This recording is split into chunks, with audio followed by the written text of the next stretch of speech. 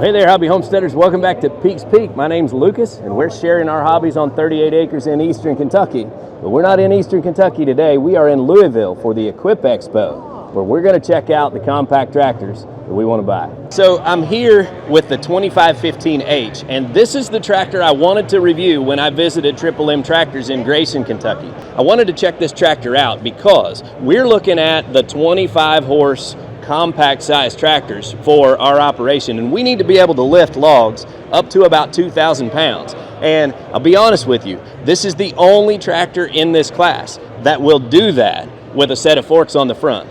So the lift capacity of the 2515H is over 2,200 pounds. That's almost twice what some of its competitors can lift, and that's a big deal. So the TYM 2515 with its 2,200 pound lift capacity is definitely one of the best values in this class of tractor. And we've looked at all of them. We checked out the Coyote 2620, we've looked at Kubota, we've looked at LS, and the TYM has the greatest lift capacity. And that's the number one important thing that we're looking at when we're making our decision on which tractor to buy. So that puts this as a top contender for sure. Now this is also one of the heaviest tractors in this class. So my one concern with that is you're putting a very heavy tractor with a 25 horse engine, and I just wonder how well it's going to climb our hill. So it might have me in a situation where I need to be thinking a little bit more horsepower, but I definitely want the lift capacity. So, man, it's a lot to think about. All right, guys, well, you know Tony from Tony's Tractor Adventure. Oh, guys. Tony is the this expert. Guy picks on me. He picked on me before. Hey, it is what it is, It man. is what it is, baby. I love it. So Tony is the expert in the TYM tractors, and I have a concern, and that is my hill, Peaks Peak. Yeah, you do live in some steep areas there. Yeah, so, you know, I've been doing all this shopping looking at 25 horse tractors, and partially because of the affordability, Sure. partially to stay away from emissions controls. So if you were in my shoes and you had that hill to climb, you needed the lift capacity, which tractor would you buy? Lift capacity, you're fine. It's going to lift your logs, put it on a sawmill. You don't have any issues with that whatsoever. However, like when you're hauling a log around, you're going to be in first range. You're probably going to be fine. Yeah. I mean, you are going to be fine in first range. Okay. Moving around.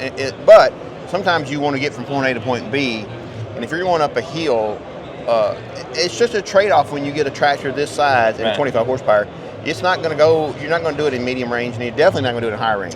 High range, you're going to be like flat land, you're fine. It'll move on pretty good on flat land. Mm-hmm. But if you start adding any kind of grade, and especially the grades that you have, your high range is basically of no use to you. Yeah. Your mid range probably is not going to be any use to you. You're going to be in low range all the time. Right. So that's where probably that maybe 10 more horsepower would make a big difference for you. Where I live, this thing is golden. I mean, I can get on high range and run down the road to my neighbor's house, cut their field, whatever, come back, high range, no issues whatsoever. Yeah. You know, even at my place where I go up a slight grade and you're high range, you can feel the tractor slow down. Right. I mean, they're not meant to be, they're not Porsches. Right. It's not what they're spit, but it's very tolerable. Right. However, you go just the slightest hill, like when I go to the back of my property, I got a pretty good size hill. It's not, you can't use even medium range. I got to go back to low range to go up that hill. You know how I operate. I mean, I'm 90 miles an hour. Wide open, brother. I love it. It is what it is. I love it. But you guys notice how easy it is for somebody else to spend your money? It's always easier to step up to the next level when you're not paying. It didn't hurt me at all. I didn't think it would. Thanks for your thoughts, man. I appreciate it. Right. So I'm walking through the TYM booth over here, and I've been looking at that 2515, and I noticed they've got something here that I don't recognize. I see a couple of guys I recognize over here. They're trying to avoid the camera. Hey, Evan, what is this? This is basically 2515. This is the test model. Yeah? And so it's still in the working phase, but they're talking about bringing this out next year. Yeah. So cab and air conditioning. Yep. It's pretty cool. They changed quite a few things since it has a cab. Now Yes. the joysticks on the fender well instead up on the Yes. loader. That makes me want one. That's one of my big complaints is I don't like the handle on the loader. Yeah. I like it on the fender. I thought it was going to be strange at first, but you just, I mean, like, I don't know, 10 seconds and it's you adapt. It's a natural. Right. Yeah. Right. All right, guys, now I'm here next to one of the top contenders in my buying search, and that is the Coyote 2620. The 2620 has an adequate lift capacity up to about 1,900 pounds, depending on which loader version. If it has the 4030, then you've got a little bit less lift capacity. The 4030C has a little over 1,900 pounds lift. So it's going to do what we need to do. We're going to be able to lift our logs, and they are very competitive in pricing. The Coyote is way up on my list for sure. One of the things I like the most about this particular tractor is the fact that the loader controls are on the fender, and it's already fit for third function right here on the handle. So very seamless, and when you set on the Coyote, you feel quality. It's a nice machine.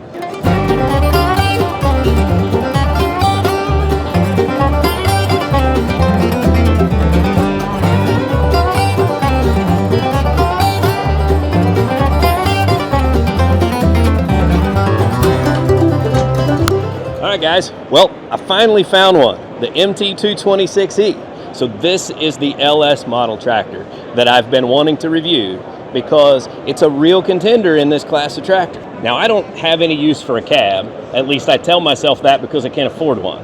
This is the cab model, and it's really nice. It's got some great features, but we're looking at the non-cab version. Part of the reason this is a real contender is because of the lift capacity. Now, the MT226 shows a lift capacity of about 1,600 pounds to full height. So we're lifting logs, but we only need to get those logs a couple of feet off the ground. So we're going to be able to lift what we need to lift to put it on the mill with the MT226. Now, I've said it before and I'll say it again. I think LS makes one of the best looking tractors on the market. I love the blue with the black accents. It makes for a beautiful tractor. But you know, several of you have raised concerns with me about the LS tractors and service, availability, and the dealer network. So I talked to some of their representatives here at the show about those concerns, and they were explaining to me some of the changes and some of the investments that they're making to grow their business in North America. And one of those is similar to what I shared with you about TYM, and that is they have added another parts supply warehouse, which will serve other parts of the United States. So they're no longer sending parts from one location. Now, when they put that parts distribution plant online, they had some hiccups, and that caused some back orders and things like that, which of course increased complaints. They heard that, and so they're working to make changes to that. That's the story they're telling me, and it's encouraging hearing that from their corporation. Time will tell how that plays out. So now over at the TYM booth, I talked about the fact that a tractor of this size with 25 horsepower is probably going to struggle with hills. And that's a concern not just with the TYM, but with any of these tractors in that class. So while we're trying to avoid having to deal with regen and we're trying to keep the price low, we have to get a tractor that's going to do what we need to do. So that has me kind of also looking at the next step up in horsepower, because I think I can deal with the regen and some of the emissions components that are required in order to have enough power to climb that hill. That's important. I don't want to buy too small again. So when you step up to the MT232, not only do you get about 7 extra horsepower, but you get about 5 or 6 extra horsepower at the PTO as well. And as we grow, I expect to get into other things and other implements and things that I'm not doing right now. I thought I was going to come to the show and it would finalize my decision and I would go buy a tractor, but I almost think it's getting harder the more that I learn. I don't know what to do.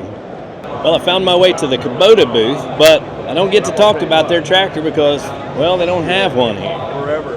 Oh, well. So I haven't talked any at all about Yanmar tractors. And that's mainly because there wasn't a dealer close to me, and I don't know that much about Yanmar tractors. But as I walked through the booth here, they stopped me and they talked to me a little bit about their products and some of the exciting things they have coming. And they were telling me that like the 325 and 425 tractors would be the level of tractor that I'm looking for that would enter into this. And they've gotten my wheels turning in terms of getting a price on this, because I've heard so many great things about Yanmar tractors. And one of the things that really opens some eyes is the fact that everybody loves their John Deere tractors, and they talk about how John Deere is one of the best brands in the business. But what engine is powering most of those smaller John Deere tractors? Yanmar engines. Yanmar engines are in all kinds of things. So we know the quality is there, we know the reputation is there, and they've been in business for ages. But I haven't learned that much about them, and there's not much on social media about Yanmar tractors either. So I've got a little bit to learn. I gave them my card and I exchanged some information, and they're going to get me some more information on what they have to offer. And we'll just see if their tractor is competitive as well. They have one of the best warranties in the business, 10-year warranty. Definitely some good things to consider.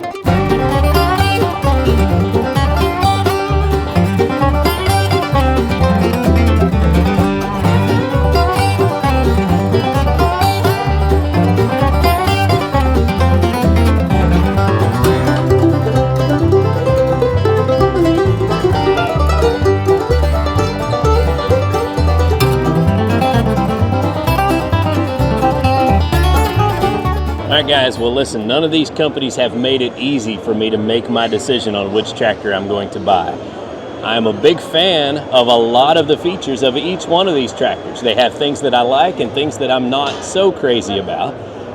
So I've got a lot to think about, including what horsepower I'm going to buy. So guys, this did not make the process any easier for me, I can tell you that. Be sure and leave your input down in the comments of which tractor you think I should go for, because I still don't know what I'm going to do. But I'm going to make a decision in the next few weeks, so stay tuned. I'm not doing this on purpose. It's a lot of money, and I've got to figure out what's going to be the best fit for our operation and our wood yard. So guys, until next time, get outside and enjoy God's creation, because it's beautiful out there. Y'all have a good day.